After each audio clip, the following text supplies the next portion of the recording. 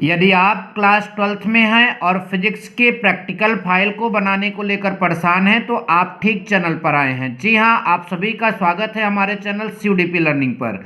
इस समय हम आपको यूपी बोर्ड एग्जाम 2023 के लिए क्लास 12th विषय भौतिक विज्ञान की प्रैक्टिकल फाइल बनवा रहे हैं। और प्रैक्टिकल फाइल में आज के इस वीडियो में हम प्रयोग संख्या 6 आपको लिखवाएंगे। और इससे पहले आपको प्रयोग संख्या 5 तक का जो वीडियो है प्लेलिस्ट में मिल जाएगा, जाकर आप वहां से देखकर आप पूरा फाइल बना लीजिए। ठीक है, तो देखिए आपको प्रैक्टिकल फाइल चाहे फिजिक्स की हो, चाहे केमिस्ट्री की हो, चाहे बायोलॉजी की हो, सारी प्रैक्टिकल फाइल आपको हमारे चैनल पर मिल जाएगी और हर एक प्रैक्टिकल को समझाया भी जाएगा।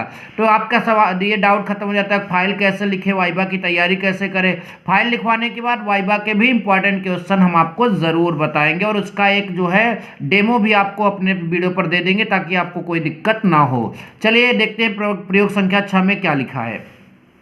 देखिए एग्जामिनर जो पूछता है, मैं बार बार बता रहा हूँ, हर बार उद्देश्य पूछेगा, आवश्यक उपकरण पूछेगा, सिद्धांत पूछेगा, सावधानियां और जो है त्रुटियां। बाकी कैलकुलेशन आपसे जल्दी नहीं पूछी जाएगी, अगर सिद्धांत में सूत्र है तो वो जरूर पूछा जाएगा। तो देखिए उद्देश्य क्या है इसका, मीटर सेतु द्वारा प्रतिरोधों के श्रेणी क्रम संयोजन के नियम का सत्यापन करना। जो मीटर सेतु है उसकी सहायता से प्रतिरोध जो आप श्रेणी क्रम में जोड़ते हो उसके संयोजन के नियम का क्या करना है, सत्यापन करना है। तो इसके लिए आवश्यक उपकरण क्या क्या आपको मतलब कि लेने पड़ेंगे। 1 मीटर सेतु लेना पड़ेगा, धारा मापी लेना पड़ेगा, प्रतिरोध बाक्स लेना पड़ेगा, लेग्रांसी सेल लेना पड़ेगा, प्लग कुंजी लेना पड़ेगा, 2 प्रायोगिक तार लेने पड़ेंगे, संबंधन तारे लेने पड़ेंगे। इतने आपके उपकरण होने चाहिए जिससे आप ये प्रयोग करोगे। ठीक, उसके बाद आपका सिद्धांत इसमें क्या है, यदि 2 प्रतिरोधों R1 व R2 को श्रेणी क्रम में जोड़ा जाता है तो उनका तुल्य प्रतिरोध R डैश बराबर R1 प्लस R2। सबने क्लास 12th में इसे पढ़ा होगा।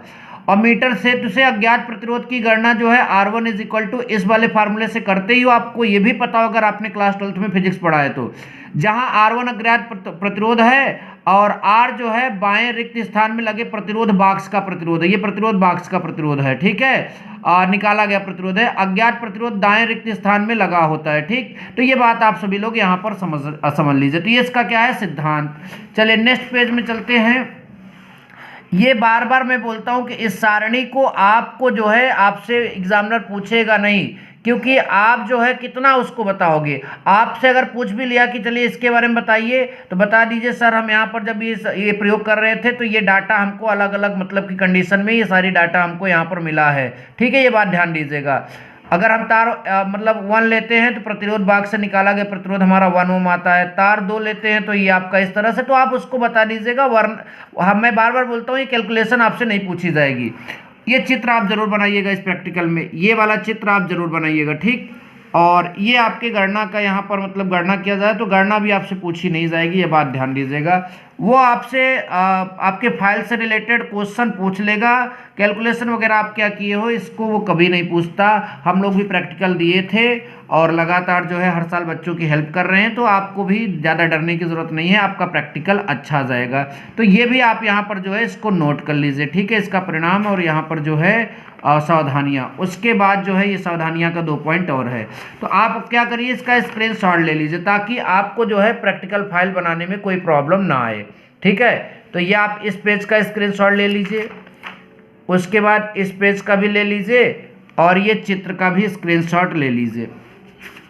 चलिए आगे चलते हैं, इस पेज का भी ले लीजिए क्योंकि आपको लिखना है, और उसके बाद इस पेज का भी स्क्रीनशॉट ले लीजिए और लास्ट में बचे हुए इतने का भी स्क्रीनशॉट ले लीजिए। नेक्स्ट वीडियो में आपको 7th नंबर प्रैक्टिकल मिल जाएगा। उसके बाद एक और प्रैक्टिकल है, आपका 8 ही प्रैक्टिकल क्लास 12th में यूपी बोर्ड के लिए इस बार जो है निर्धारित किया गया। Thank you so much. जय हिंद, वंदे मातरम।